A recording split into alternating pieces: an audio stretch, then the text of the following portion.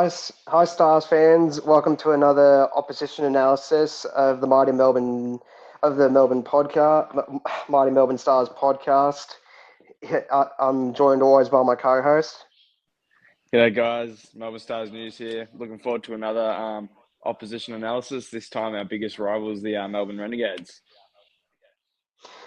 Yeah, so that's wonderful. So now we're gonna go into recapping last year for the Renegades and how they went. So what?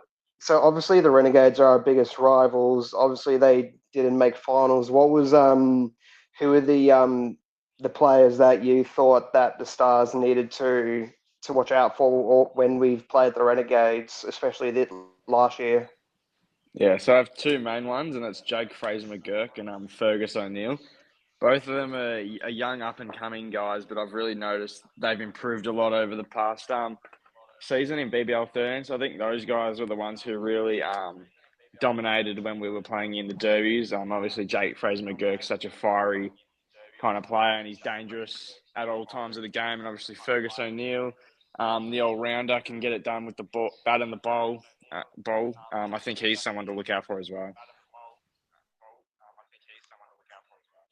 Yeah, definitely. I've got three players to watch out for. Kane Richardson, Mackenzie Harvey, and Will Sutherland. They're obviously key players for the Renegades. So now I wanted to chat to you about, obviously last year it wasn't the best season for the Renegades. What do you think the Renegades need to improve on? Obviously, Yeah, it's a good they've question because when I look at signed their lineup, they're one of the stronger teams. Brown. Um, You reckon they need to improve? The, yeah, oh, sorry, you there? I cut out. yeah, yeah. No, that's all right. I'm here. Yeah, no, I think the Renegades are one of the stronger teams in terms of the lineup. You know, they have some fantastic players, state and international level players. So last season they finished seventh, and I was a little bit confused on what they needed to improve on because I felt like they were doing a lot right. I mean, they had a strong batting attack, and their bowlers weren't bad either. So I think just really a bit of consistency would be handy for them if they can get some wins early in the tournament and get a good bunch of players going together. It'll help them.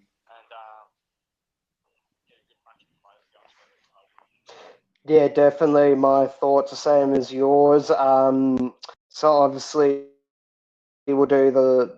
So who do you reckon the leading run scorer and wicket taker will be for the Renegades, as they've got a strong lineup, as you say? Yeah, strong lineup, and there's a lot of options. I know this might sound boring because I just said his name, but I still think Jake Fraser McGurk will be the leading run scorer for the Renegades. I think he's their number one batter at the moment, and I can't go past him putting on a show in BBL 14. For their leading wicket taker, I'm going to go with the veteran Kane Richardson. I think Peter Siddle also playing for him now. He'll take a few ones, but yeah, I mean, it could be anyone, but I'm going to lock in Kane Richardson.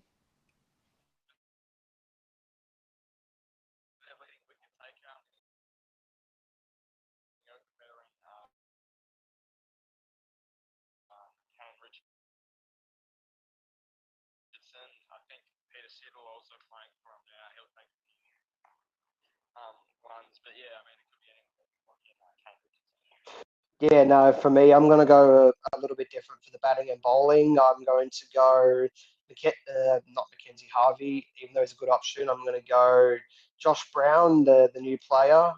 Obviously, he was a key. I reckon he's going to offer a lot of versatility to the Renegade. With obviously Kane Richardson loves to in pace and team in red. So now we're going to predict where they finish.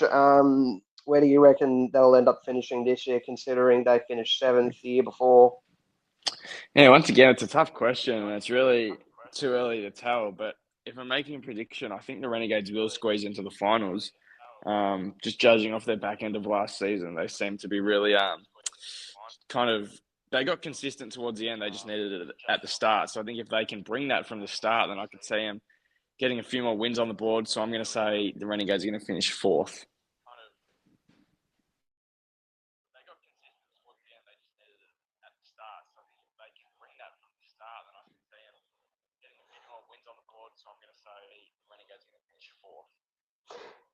No, I'm gonna disagree because we love to disagree. They always do. They always seem to stack up every year, but can't seem to deliver. So it's going to be a big year for the Renegades. They're going to have to put the pressure on early. Good. So obviously, with the Renegades being our rivals, like what's been the the most depressing thing that you've had to experience as a Stars fan against the Renegades? I think there's one really obvious one that stands out, and that would be the BBL 08 Grand Final, where we were so good for an innings and a quarter, and then as soon as Soreness got bowled out, we shit the bed, and it's all history from there. And I don't want to touch on it too much, but I'll hand over to you for your moment. Yeah, no, yeah, no, I'm gonna have to. That's obviously my top one, but the other one would be the 2017 Renegades and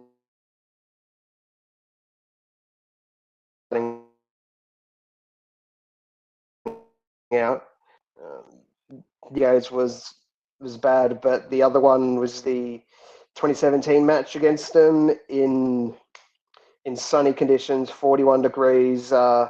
Set a total that on the 140 total, and that obviously wasn't enough. We couldn't defend to save ourselves, and that was probably the worst moment I had as a Stars fan. Just and seeing the team in red, they just always you always want to beat them because they like to do the same as well with us. It's not really fun. And now I'll get your thoughts on Will Sutherland as the captain of the Renegades. Yeah, I think Sutherland was the right option for the Renegades. He's really taken leadership in Shield cricket with Victoria. And he's been really successful in that. So I think it was a pretty simple decision for the Renegades. Sutherland's obviously a bit younger, but he's still got that experience at that state level. So no, I think it was the right decision, and I'm looking forward to seeing how Sutherland can coach the boys in BBL 14. Hopefully, he doesn't coach them too well or captain them too well because we don't want them winning too many games.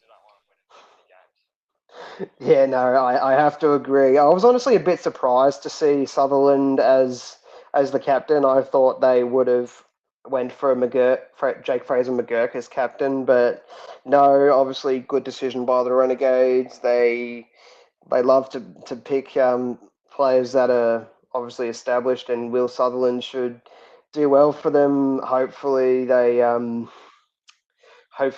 don't do too well, and we can get wins over them, which is always fantastic to do. So that's like the opposition analysis for the Renegades. Can you think of anything else you want to talk about on the Renegades? No, not really. I'm just looking forward to the rivalry. Obviously, we're playing two derbies this season, so I don't have much to say other than I'm looking forward to getting down to the MCG and Marvel Stadium and having a great time. Yeah, no, definitely. Did obviously we got to like plug the podcast. Don't forget to obviously this is a short one, guys. It's the team in red. We hate them. We like to beat them. It's bragging rights on the line all the time we play them. So don't forget to like, subscribe, follow my co-host on Instagram, subscribe to the YouTube channel, leave a comment, and don't forget to follow the podcast account on Instagram, same as myself. And we're just looking forward to giving you guys a bit of treatment with these opposition analysis. My co-host and I, we put a lot of hard work into doing these. We always come up with the ideas, communicating back and forth, and giving the fans what we want. So did you want to tease the next opposition analysis? Yeah, I think the next opposition analysis will do the Hobart Hurricanes, and yeah, as Heath was saying, bit of a shorter episode, but I think that's what those analyses are kind of for. We don't need 25 minutes to talk about the team and preview them. Just a short, sharp, and sweet little preview about them. We don't have any special news, so that's why it's a bit shorter. But No, I think it was productive 10 minutes. And yeah, as Heath said, make sure you like and subscribe, and we'll see you guys on the next one. Yeah, definitely. Go Stars. We'll see you in the next opposition analysis against the Hurricanes. See you then. Go Stars. All right, see ya. Go. What you doing?